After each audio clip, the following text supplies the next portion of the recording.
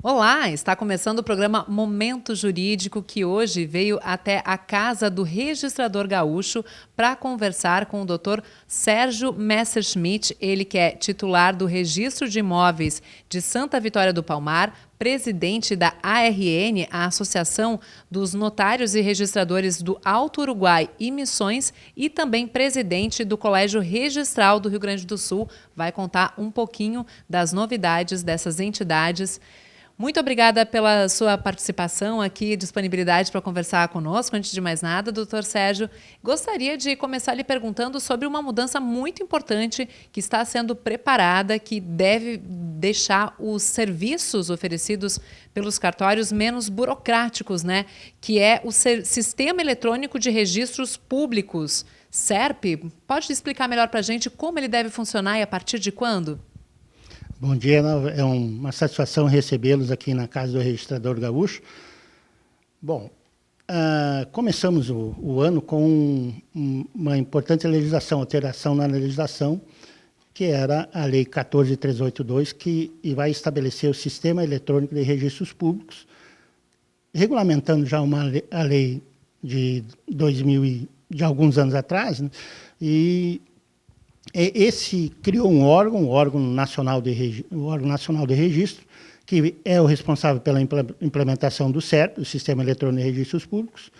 Eu não digo que vai ser menos burocracia, nos permite, há muito tempo a gente busca e a gente sabe que tem um trabalho eficiente. Vai nos permitir fazer com mais eficiência o nosso serviço para atender a população. Então, esta está em vias de ser implementação total a partir de 2023, mas tivemos importantes alterações no sistema de registro de imóveis, no sistema de registro civil de pessoas naturais, no títulos e documentos. Então, todo o sistema registral vai ter esta alteração. Só para a gente entender melhor, como é que vai funcionar quando alguém quiser ter acesso a um documento? Por exemplo, tem uma plataforma, né? E se eu precisar de um registro meu, eu consigo fazer essa busca na plataforma? Preciso me deslocar até um cartório para retirar? Pois é, esta é a grande eficiência do serviço. Vai permitir que você, da sua casa, busque essa pesquisa de bens, a interoperabilidade de todos os registros públicos que deve ter. Então, até para buscar, se você apresentar um serviço num cartório de registro de imóveis e o teu serviço precisar ser finalizado, precisa de um outro documento de um outro cartório, o próprio serviço hoje vai possibilitar buscar esse documento através das plataformas integradas.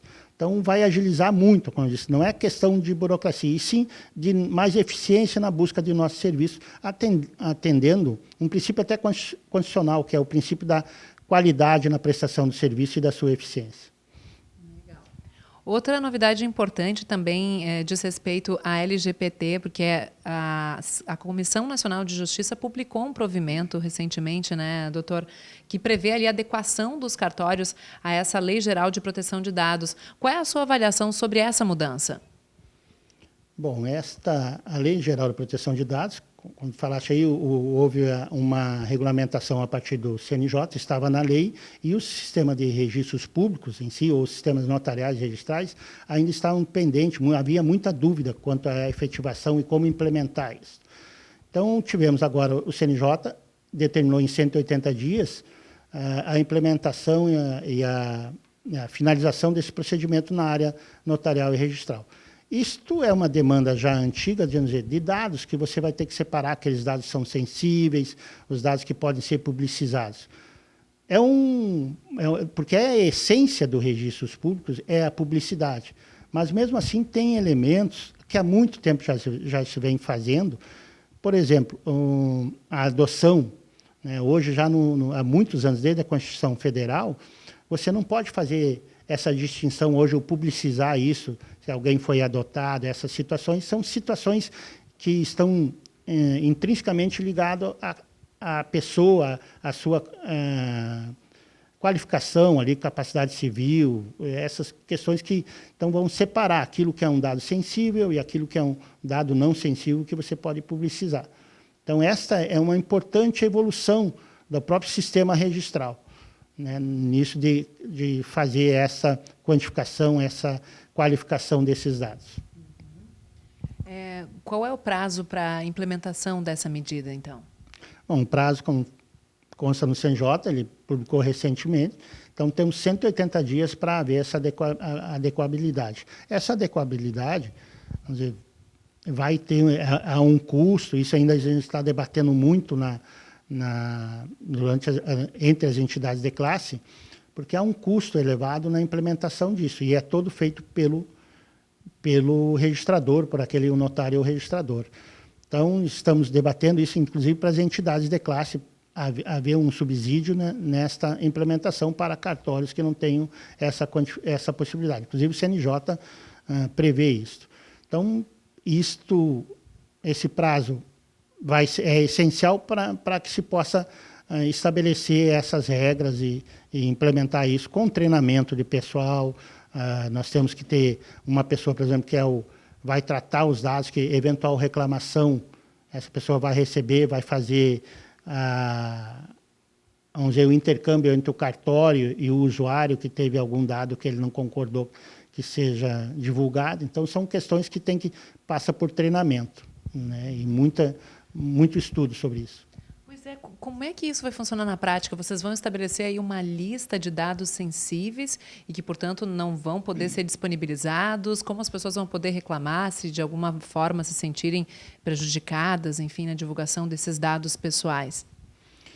Pois é, essa é a questão, não é nós que definimos, isso está na lei, aquilo que que são dados sensíveis. Hoje a gente vê religião, pessoas, vamos dizer, questão política, partido. Então, são dados que, às vezes, até nem consta isso na questão dos registros públicos. Nos registros públicos, exemplo, eu dei a questão de adoção. A questão de gênero entraria também? Pessoas trans, enfim? Sim, isso também entra, né? Para o pessoal entender um exemplo concreto que eu estive no meu cartório. A pessoa, ela tinha um imóvel, ela era de um gênero. Aí ela fez a alteração de gênero e tivemos que ao fazer essa alteração no registro público para adequar a sua condição, agora, vamos dizer, que ele se sentia de gênero. Então, tivemos que fazer o ato, mas temos que fazer o ato com todo esse cuidado para que não haja alteração, mas que não haja a motivação dessa alteração. Então, isso hoje é que os registros precisam adequar e fazer essa condição. Como falei, desde lá da Constituição de 88, a questão de adoção foi uma das primeiras, porque não havia mais distinção entre filhos legítimos ou ilegítimos, que era um dado que antes se fazia, né, nos registros públicos. Esses são dois exemplos simples, assim, que a gente pode dar mais de caráter objetivo, que não poderá ser publicizado. Não pode, né, ser publicizado. Tem muita novidade por aí. Isso, sem dúvida, vai ser um marco, né, uma grande mudança para todos os registros. Com certeza. Como da essência nossa é a publicidade, nós temos que ter muito cuidado de fazer essa distinção daquilo que não se pode publicizar. Algumas situações, como eu falei, da adoção ou até de troca de gênero, isso até pode fazer, mas mediante uma autorização judicial, desde que a pessoa justifique isso dentro do juiz. Então, o registrador não tem a disponibilidade disso, porque justamente o dado é daquela pessoa. Né? Ele é o titular. A grande versão disso hoje quem é o titular daquele dado é a pessoa, e não registros públicos, alguma coisa que fazer. Então, temos situações que aquilo, como a ficha no reconhecimento de firma, só a pessoa pode ter acesso àquele dado. Né? Só ele, que ali tem dados que interessam a ele. Perfeito. Vamos falar sobre outra novidade agora, então, porque tem um podcast, o Podcast Registral, que foi recém-lançado, aí uma iniciativa inédita, chegando ao seu 4º episódio já, e traz aí algumas notícias da área extrajudicial. Pode comentar para a gente qual é o foco desse conteúdo? Bom, o podcast a gente buscou uma aproximação com os colegas, de levar, como tivemos aí o mestre João Pedro Lamana Paiva como do primeiro evento, junto com o nosso colega Guilherme Fatienda.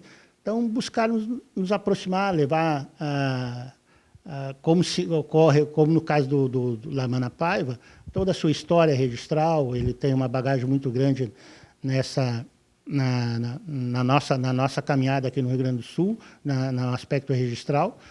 Então, levar o podcast é isso, aproximar mais, levar conteúdo jurídico também, né? Vai ter eventos com outra conotação, com conteúdo jurídico, debates jurídicos. Então, estamos buscando implementar esse podcast. Tivemos um retorno muito bom, parece que comentários bons sobre os eventos aí que foi feito, foi realizado. Legal, todo mundo pode ouvir na hora mais adequada, inclusive no carro aí, já ir se atualizando sobre tudo que está acontecendo, as mudanças para os notários, registradores. Inclusive, um momento legal para confraternizar e para se atualizar com relação a essas mudanças são os eventos que voltaram esse ano a ser realizados presencialmente, reunindo todo mundo da categoria. Foram realizados 2, já gostaria que você comentasse aí da importância dessa retomada depois do período mais fechado da pandemia e se tem previsão de mais evento para os colegas. Pois é, só complementando quanto ao podcast, é justamente, né, usar a tecnologia que nos permite nos aproximar hoje das pessoas que estão hoje aqui no Colégio Registral. Tivemos uma reunião que tinha quase todos os cantos do Rio Grande, todos os rincões do Rio Grande do Sul, né, nesta tentativa de reunir e debater a atividade registral. E os eventos presenciais são importantes para isso, para resgatar aquilo que até há 2 anos que a pandemia nos prejudicou, né, de encontro, debater assuntos e ter ideias novas, porque a tecnologia é boa, mas nada como o contato de estar debatendo fisicamente as atividades. Então, tivemos 2 eventos muito importantes, durante a FenaDoce, que foi a primeira vez também que colocamos um evento do registral numa feira nacional. Foi um sucesso a FenaDoce, muito, muito, muito legal, muito, muito importante esse debate lá. E tivemos outro evento em Carazinho, com a participação desses aí também do IRIRGS e da RN. Então, 2 eventos de sucesso. E agora estamos, hoje, na reunião de diretoria, vamos buscar finalizar o ano com mais um evento, né, para debater os assuntos da nossa atividade e também reaproximarmos, ter esse contato mais com os colegas fisicamente, presencialmente. Por falar em contato, o senhor se esforça bastante também para manter contato com outros colegas de todo o estado. Inclusive, recentemente esteve numa visita lá de Erechim, que eu soube que é a sua cidade natal, certo? Qual foi o objetivo? A ideia é realmente ouvir as demandas de quem cuida dos colégios registrais, ou melhor, dos cartórios do interior?